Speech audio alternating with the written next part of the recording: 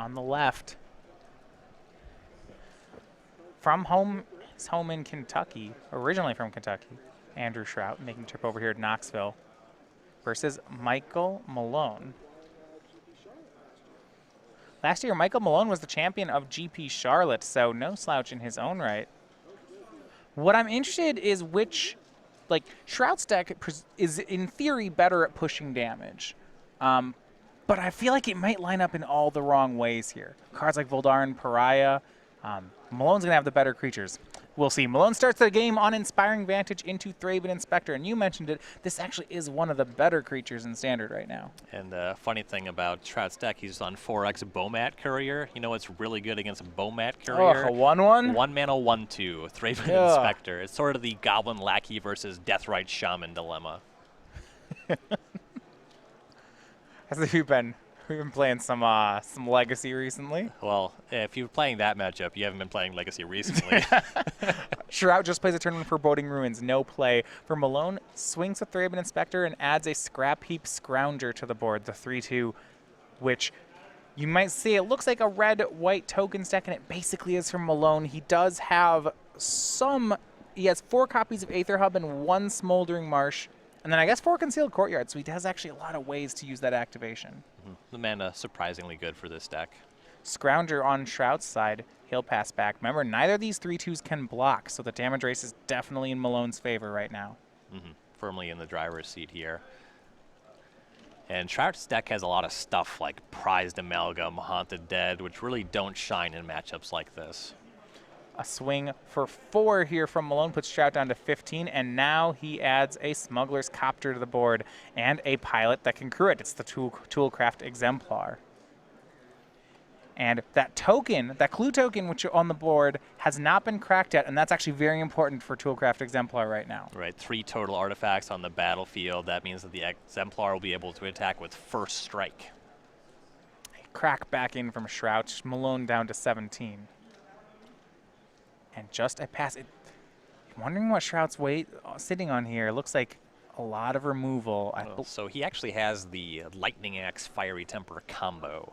He really wants to wait for Malone to activate the Smuggler's Copter. That's the creature you want to kill more than anything on this battlefield here. Yeah, I like Shrout's hand. So he has Fiery Temper, Lightning Axe, Haunted Dead, so a way to get, and Prized Amalgam. So just a lot of really neat plays available. And with Shrout up to nothing, assuming that he can still actually play this game, if I was Malone, I would elect not to crew my Copter and just not expose it to a removal spell just because it's so valuable. He's going to, though. So Malone first casts Servo Exhibition, gets 2 servos, then crews the Smuggler's Copter. Now Shrout's going to start shooting down these creatures. So Lightning Axe discarding Haunted Dead. That's going to deal 5 to the Smuggler's Copter. It's gone. Still 4 artifacts in play, though, so Toolcraft Exemplar will trigger. It will swing. The Scrounger will swing. The Inspector will swing. This is 7 if Shrout doesn't do anything. It looks like Shrout has a different combo in his hand. He has a Prized Amalgam that he can discard to the Haunted Dead, and his battlefield's not going to look very similar in a second here. But he's down to 8, so we'll see if he can stabilize. But you're right, on ends, he's going to, I believe not on end step, this is going to be during Malone's second phase. Main phase, he's going to go ahead and discard Haunted Dead and Scrap Heap Scrounger. We're just going to Prized Amalgam and to get back the Haunted Dead. So gets a Spirit Token, gets the Haunted Dead, gets the Prized Amalgam. 6 power into play. Shrout untaps for his 4th turn. A lot better at blocking from this point.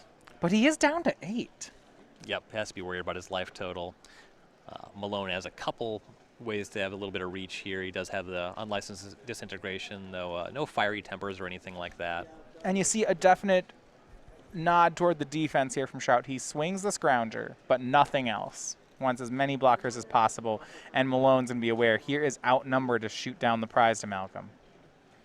Yeah, the Malone has plenty of life points, doesn't really have to worry about just taking this 3 damage here. Yeah, well, what he does have to worry about, though, is killing Haunted Dead. If he does, he just used an outnumber on Prized Amalgam. If he puts Shrout's Haunted Dead in the graveyard, the Prized Amalgam will come back. Currently Shrout just on 2 blockers. He could block both 3 power creatures and just take 3 damage. Oh, and this is huge. Pia Nalar, the last play from Michael Malone. He makes a Thopter, sacrifices it so Haunted Dead can't block, trigger, and everything swings in. So is this lethal if Shrout blocks the biggest creature? then he is still taking 6. Yeah, he could stabilize it too. He also has a Fiery Temper here, which I have to imagine he's going to be casting on that Toolcraft Exemplar. Yeah, keep in mind, Haunted Dead cannot block because of PNLR this turn.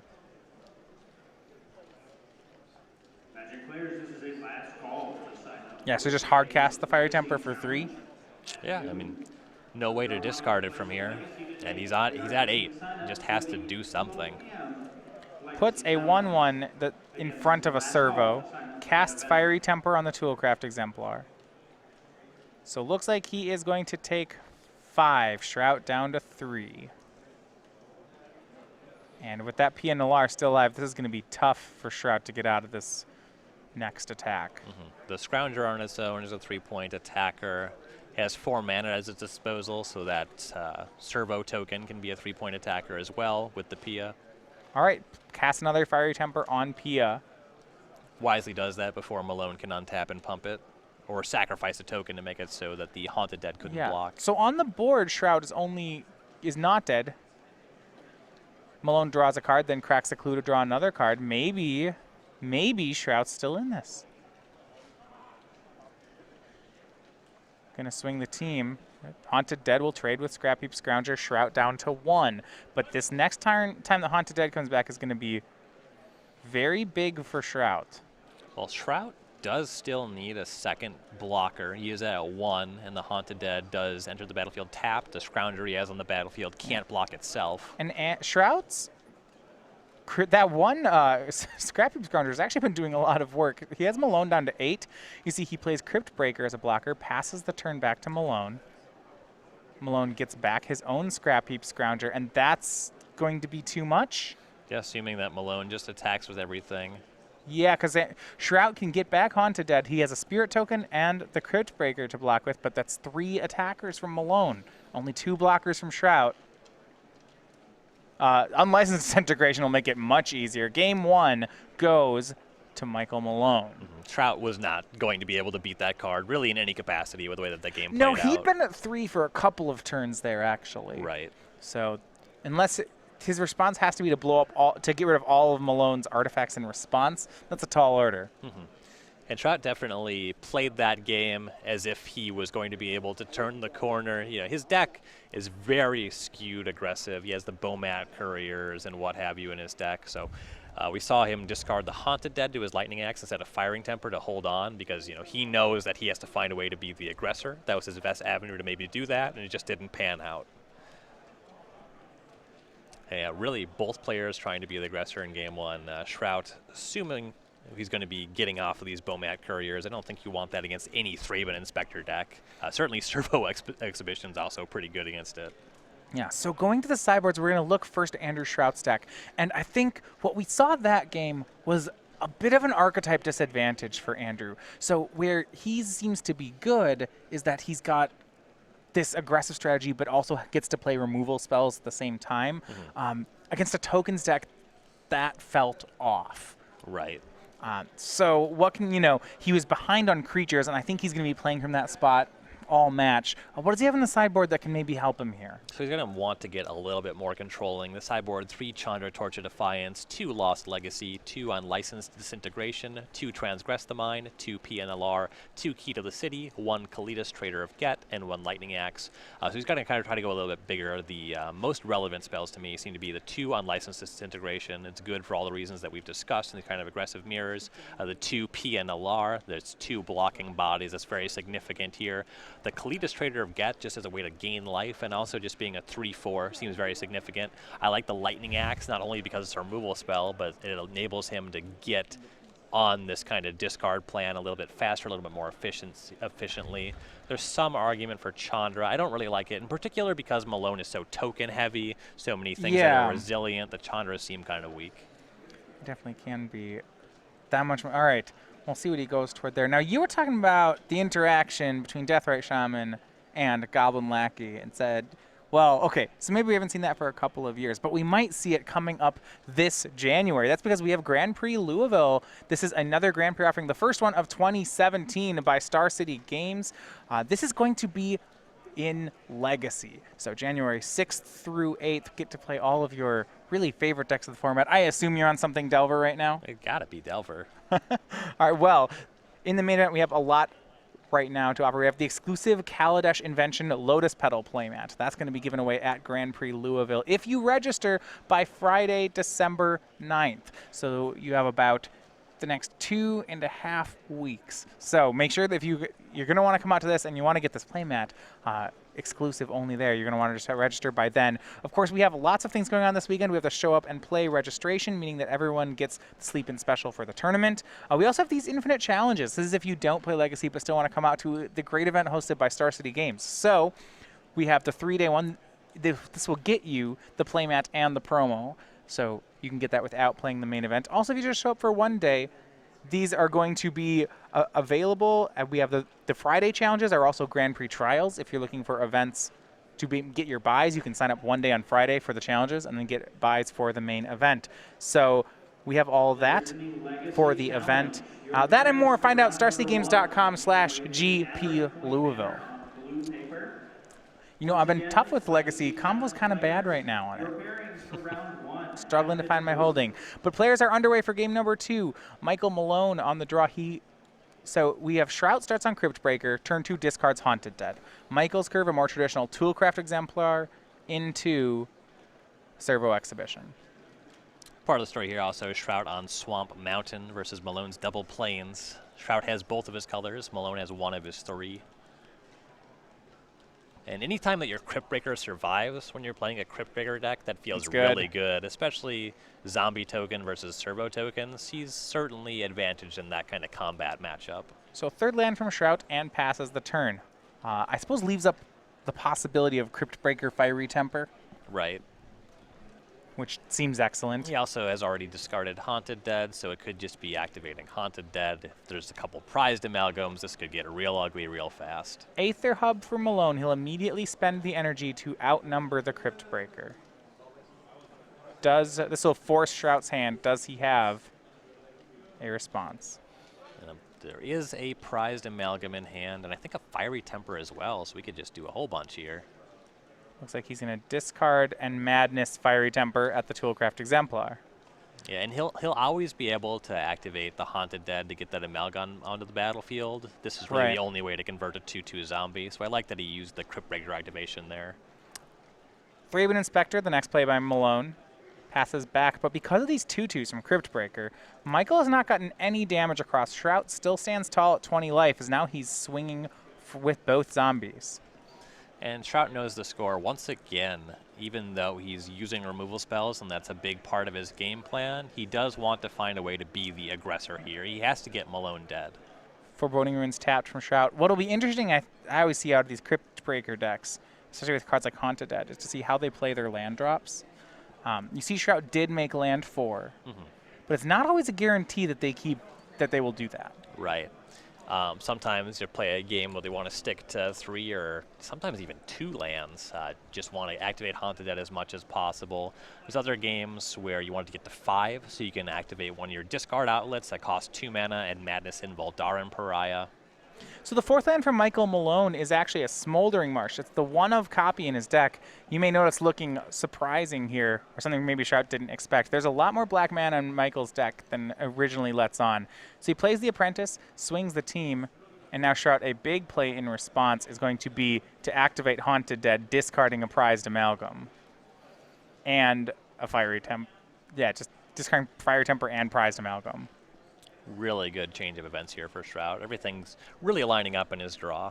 Shoots down a Servo. There's a trigger on the stack for prized amalgam, and then...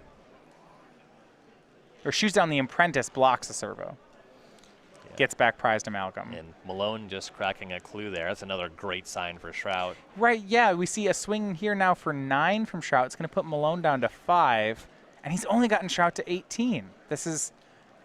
While Malone's deck's full of efficient creatures, it doesn't have any play like what we just saw from Shrout. You know, activating Haunting Dead, discarding prized amalgam and Fiery Temper, is what, a 3-for-1, 4-for-1? I don't know. It's not playing fair Magic. Another advantage is Shrout just gets to sit on that. That all happened during Malone's combat step. Everything that Malone is up to is sorcery speed. So Shrout gets to play this wait-and-see game on top of the fact that what he's doing is just abstractly more powerful. Yeah, a tap land and a Inventor's Apprentice from Malone. He passes the turn again. We go back to Andrew Shrout. It's going to be Unlicensed Disintegration on the Apprentice. No artifact, but that one doesn't matter. Malone picks up the cards for game number 3. Yeah, Shrout just had way too much on the battlefield there. Just 3 mana Terminate, more than enough. Well, you talked about how he wanted to take a more controlling role, and this is where I think this Zombies deck is interesting.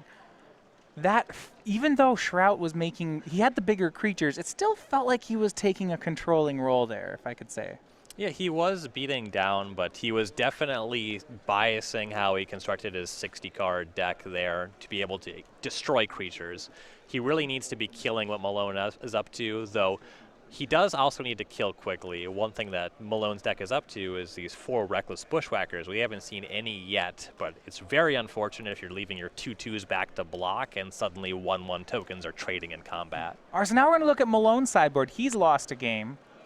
Does he have something to go toward? Declaration in Stone, Make a Stand, 2 Gisela the Broken Blade, 2 Tears of Valakut, 2 Magmatic Chasms, 2 Fragmentize, a Chandra Torch of Defiance, and a Pia Nalar. I like Pia Nalar a good amount. It was pretty powerful in game 1. Just being able to make 2 bodies in this kind of matchup is substantial. The 3 Declaration in Stones are huge. Shrout is up to a lot of stuff that he wants to get into the graveyard. Yeah, exile it. The graveyard. Exile it. Yep, exiling is huge. Also, tempo is just very important in this matchup. Malone wants to get ahead, stay ahead. Declaration in Stone is very powerful in that kind of role. There's an argument for Gisela the Broken Blade. I think that Shrout's going to be very good at killing it. The fact that it's a 4/3, you know, if you're able to start connecting, if you're able to block, if you're able to gain life, it seems good. I don't like it for this matchup. Well, we were talking about GP Louisville. We've talked about the main event and the Infinite Challenge. Now we also have the Ultimate Commander package for the event. So this is pretty great. So for signing up for it, you get one of the Commander Versus Series playmats. You get the Ultimate Guard Commander Flip and Tray Xenoskin deck case. You get 4 vouchers for 4 different Commander events for the weekend. And that is all just for $40. So we have that for Commander players. In addition, we'll be having our guest of honor, Rob Alexander, as an artist. We have featured cosplayer Christine Sprankle in attendance. So just about everything you could find, a whole weekend of Magic. We'll have the details available on our website at starcgames.com/GP Louisville. Rob Alexander has illustrated quite a lot of relevant lands in Magic history.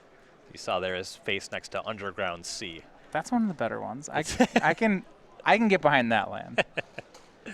His signature is quite popular. So game number 3, Michael Malone will be back on the play. And in that game, it felt like Michael was struggling to keep a creature on the board. I think that's been true both games, but Crypt Breaker felt like the difference. That time Shrout had 2 2s while he was removing Michael's creatures. Right, being on the play was also a significant difference with the way that things played out. Shrout was able to do a lot more blocking if he wanted to. He chose to attack with his creatures, but if the game played out that way in game 1, he would have been able to block if he had to. Malone sends the hand back. Talks about him, the GP Charlotte champion. And I imagine that Mardu Tokens is on average going to have to mulligan more than Black-Red Zombies. Not just the fact that it's a 3-color deck. It kind of needs a couple more things to go right. If your hand's just a bunch of Reckless Bushwhackers, that's kind of a non-starter. You really want to start on a 1-drop almost every time with this deck, and you have mana that's a little bit messy for that purpose. So I do like for Michael, he has a bit of a style going on his decks. His GP Charlotte winning, that was a Modern event. An Elves player in Modern. So now Mardu Tokens. Okay, I see the theme. we're about swarm strategies. Yeah, different colors, but very similar kind of game plan. Reckless Bushwhacker being sort of the standard analog to a Zuri Renegade leader. Shrout, a player of his own who has a bit of a style, known in Modern for playing decks like Storm, Burn, kind of aggressive spell-based strategies. And I think Black-Red Zombie is fitting, probably, I think in Standard, the thing that fits most into Shrout's style play. Yeah, he's certainly played a good amount of Storm. Seen good results with Storm, even in Windows and Modern, where the deck didn't seem to be very good. Yeah, he's won Classics with Storm in the last 12 months, which I think is a very impressive thing right now. I love Storm decks, but boy, are they hard to win matches with in Modern. And he's the caliber of player. If you have like a friend that goes to FNM and they're playing Storm right now, you're probably being a good friend when you tell them to like try to learn a different deck or like maybe lend them a different deck. Yeah. But when a player like Shrout is winning with Storm in an environment where it's bad, I just gotta assume that he's smarter than me. He just knows something that I don't know. I still have my copy of Storm at home. I haven't, man, that's like, it's like the old pair of shoes that you still have, but you know, maybe they were good, and you just can't get yourself to get rid of them because you really liked them. But you know, I'm not really a runner, but I got these running shoes. I got these, yeah. You know, we had some good runs together, and maybe I'll just go for a run sometime. And that's what you tell yourself, and then you never do. That's where I am with Storm right now. It's just so hard to justify in a format with Abrupt Decay. And Dredge getting good was really bad for you too. Now everyone's like, Jun's gonna Leyline of the Void, you know, it's just things have gotten worse. It's just. I got off the deck when Burn started having 4 Eidolons in the main, because that was a fine matchup up until that happened. Well, there's multiple Eidolons, right? Eidolon on the Great Rebel or Eidolon of Rhetoric. Don't even get me started on Eidolon of Rhetoric.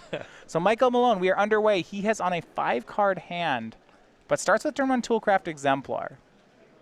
For Shrout, it is Crypt Breaker. So echoes of last game. This time, though, Shrout is on the draw.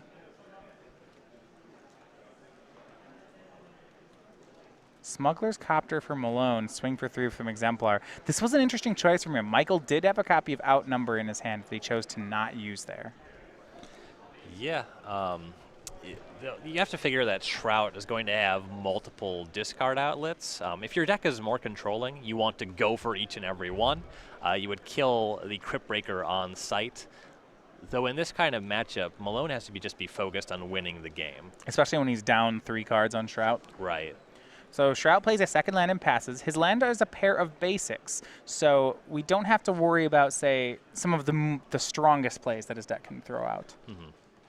And Michael Malone actually has a pretty good turn here. He's going to be Servo Exhibition, gets 2 servos, Cruise Smuggler's Copter. This is his 3rd artifact, so he's going to go to combat. And if Shrout doesn't kill something before attacks here, this is a really good setup for Malone. Yeah, with 3 artifacts in play here, Exhibition plus Copter, he'd be able to attack with a 3/2 First Striker and that 3/3 Flyer. Yeah, and that's why he just can't allow it. So he Lightning Axes down the Smuggler's Copter, meaning he'll only take 3 off the Exemplar. He discarded Haunted Dead to do it. I think ideally Shrout wanted to spend that turn making a zombie. Right. Now, if Malone had 3rd land, that would likely be a good window to just outnumber the Crypt Breaker because it takes a little bit more time for the Haunted Dead to assemble relevant blockers. Yeah, Malone's remaining cards are an Outnumber and then another Servo Exhibition. His draw, I believe in Unlicensed Disintegration, has 1 energy left for that Aether Hub. So mana not an issue yet. But Shrout just played another land and said go. Now 2 of those lands are swamps. So once again, there's some difficulty. But Malone will make another Servo Exhibition. So this is 4 artifacts. It'll be very hard for Shrout to keep him off of Toolcraft Exemplar. And Michael will swing the Exemplar, and actually the 2 servos will come along with the Dwarf. And with Malone just so far down on cards because of these mulligans, he just has to be scrappy. He has to try to push in damage any spot that he can find it. Yeah. He does have that Unlicensed Disintegration. Even throwing away a token in combat, he's not really at a risk of losing all of his artifacts.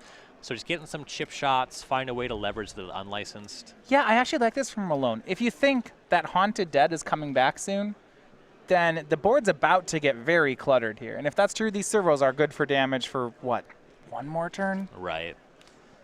And he's choked on lands as well, so he can't really build to a reckless Bushwhacker plan, not to mention the fact that he would have to draw the Bushwhacker as well. Right, and Shrout, you see here, discards Prized Amalgam and land to Haunted Dead. So he gets a Spirit token, and this is exactly it. Shrout's going to have the Amalgam in play next turn. And you see Shrout blocks both servos, is willing to give away Crypt Breaker for one of them. Yeah, now that he has the Haunted Dead going here, the Crypt Breaker's value has diminished significantly. Yeah, I don't know. There's that passive ability of tap 3 zombies to draw a card. I'm not sure Shrout has any interest in that. Yeah, not really what the matchup's about. Paying a life to draw a card is really dangerous. Ideal. Yeah. So untaps with 4 mana, all basics. 2 cards in hand. A 2/2 and a 3/3. So he will start some attacks. Looks like Prized Amalgam swings in for 3, Malone down to 17, and Andrew Shrout will just pass the turn. I believe his hand is Voldaren Pariah and Unlicensed Disintegration. Plan here to see if Malone will attack with everybody, try to eat a servo in combat, and just kill the Exemplar outright. Yeah, he'd love to get that Haunted Dead back in the graveyard. Yeah, if Malone is unable to produce Metalcraft, you could actually trade the Haunted Dead for it. Yeah, now, interestingly, I've been talking about how Shrout's mana is all basics. That means him setting up Haunted Dead plus Voldaren Pariah is probably out this game. A full swing from Malone. Toolgraph Exemplar is a 3/2, but it does not have first strike. Shrout's going to trade. And Malone lets it happen, so Shrout down to 9. I'm curious what his follow-up is. That seems like a huge cost he just let go. Yeah, he doesn't want to discard these cards. He just loses the Pariah that he could have Madnessed and the Unlicensed, which is a premier removal spell. Yeah, or from Malone to lose the Exemplar like that. Oh, yeah. So he has at least the 1 Unlicensed Disintegration. Maybe, okay. So that puts Shrout at 6. His deck doesn't really have a ton on top of that in the form of reach. He could still be building up to a big Bushwhacker turn. Third land finally from Malone. It's Concealed Courtyard. His hand now, Unlicensed Disintegration, Outnumber, and Pia Nalar. He's got Shrout to 9. There's a lot of play from Malone. Yeah, Pia Nalar is pretty excellent here. Shrout does have the removal spell waiting for it, but it will leave behind a Flying Thopter. I should go to myself. The Outnumber might be a Reckless Bushwhacker. That's worse news. That's a lot of damage if true. So he's going to start on Pia Nalar. That one makes sense. The 2/2 legend brings a Thopter along. Now Shrout's got if he wasn't concerned before, he should be now. Well, both the Thopter and the Pia are very relevant here. And you see Shrout deciding what he wants to do on end step. His hand is Voldaren Pariah, Unlicensed Disintegration, and another Prized Amalgam. Does he want to get rid of 2 cards?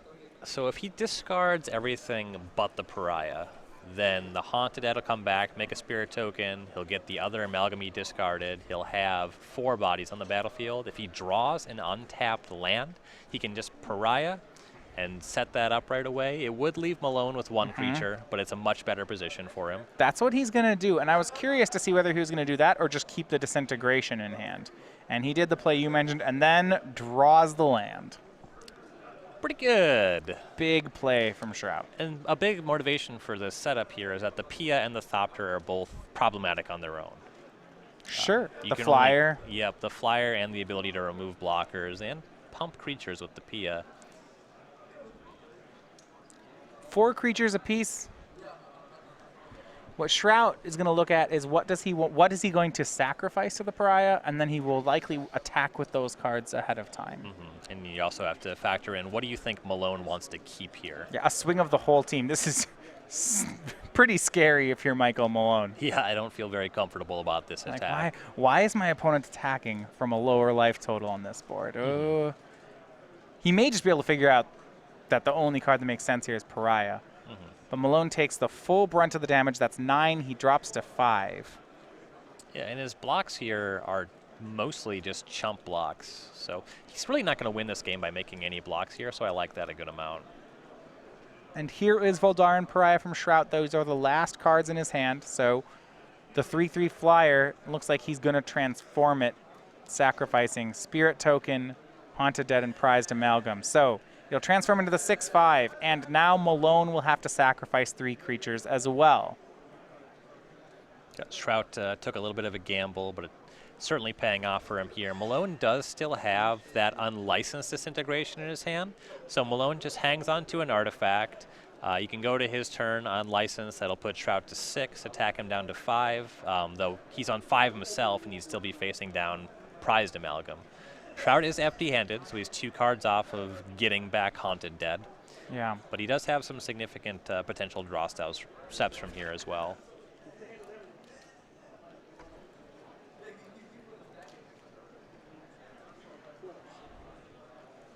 So the Abolisher of Bloodlines now in play for Shrout. Malone left the Thopter token in play so that he could block it, but he's at 5 with Shrout at 9. He's going to have to find a way to scrap some damage together. He'll start with Unlicensed Disintegration on the Abolisher. That'll drop Shrout to 6. Malone will attack. Will he attack him to 5 or not? He will. 5/5 now. The life totals. We go back to Andrew Shrout. And Malone has Reckless Bushwhacker as might be his only card in hand at this point, but he does have that left over. That's huge, right? If he can draw a 1 or something that can surge it. 1 or 2 mana thing that can attack even a Smuggler's Copter, because you can crew with the Servo in response to the trigger. Oh, I suppose it's Servo Exhibition would be the biggest draw he could hit here. Right. That'd be very lethal. Shrout attacks Malone down to 2. I believe Malone's draw was just a basic mountain, so now he'll have to leave a chump blocker back.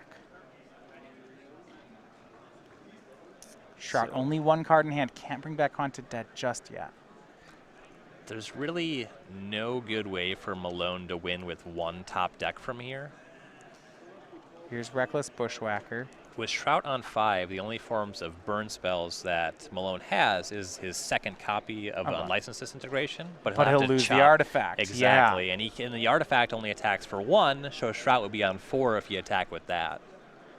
So he's really looking to find Servo Exhibition into Unlicensed, while Shrout's up to nothing. But Shrout doesn't even have to draw spells. He just has to draw whatever, because he's going to be triggering Haunted Dead in a second here.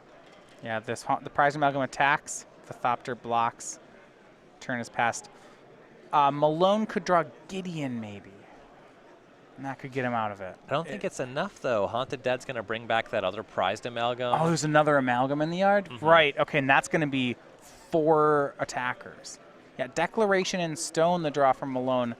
A turn earlier, this would have been phenomenal if he had swished those last 2 draws. If last turn he could have gone Declaration, Bushwhacker, I think Malone gets it. So if Shrout wants to Haunted Dead and get Amalgams back, he does have to do it in Michael's main phase. So Michael can just wait on this Declaration, be able to get both the Amalgams, be able to block the Haunted Dead, and be at 1 against the Spirit Token.